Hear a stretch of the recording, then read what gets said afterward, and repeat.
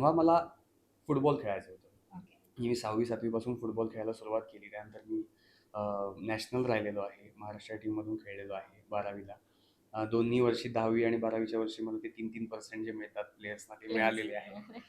So असे सगळे आहेत. तेव्हा मला फुटबॉल प्लेयरच बनायचं होतं. म्हणजे स्वप्न हेच होतं लहानपणीचं की फुटबॉल हां. प्लेयर बनायचं. आणि एक सुप्त स्वप्न प्रत्येक मुलाचं असतं मला वाटतं, की आपल्याला हिरो बनायचं आहे. हो, येस. तर ते ते एक होतं कुठेतरी बॅक ऑफ द माइंड होतं, पण ते असं कधी सरफेसला आलं नव्हतं पण किंवा नाटकात वगैरे काही पार्टिसिपेट केले होतेस म्हणजे माझे स्कूलमध्ये? बाबा नाटकात काम करतात ॲक्चुअली. ओके. तर आमच्या अलिबागला त्यांच्या सगळ्यांचा मिळून एक रंगसेवा म्हणून ग्रुप आहे. सो त्यांच्यामध्ये मी त्यांच्या प्रॅक्टिसेसना वगैरे जायचो किंवा लहानपणी एक बालनाट्य केलेलं मी.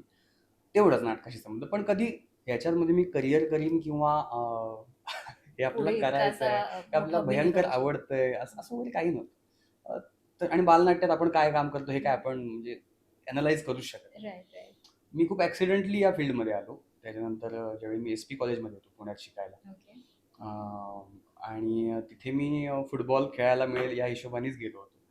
पण काय माहिती काय झालं आणि एक सडनली मला असं वाटलं की पुरुषोत्तम करंडकची ऑडिशन देऊन बघायला हरकत नाही. ओके. म्हणून मी ती ऑडिशन द्यायला गेलो. मग तिथे सिलेक्शन झालं आणि मग ते जे कॉलेज एकांकिकाचं जे वारं असतं, तर मी कॉलेजमध्ये आलेलो एस-पी कॉलेजला फुटबॉल खेळायचं या हिशोबाने. पण अचानक मला असं वाटलं की काय देऊन बघावी का ऑडिशन पुरुषोत्तम करंडकची.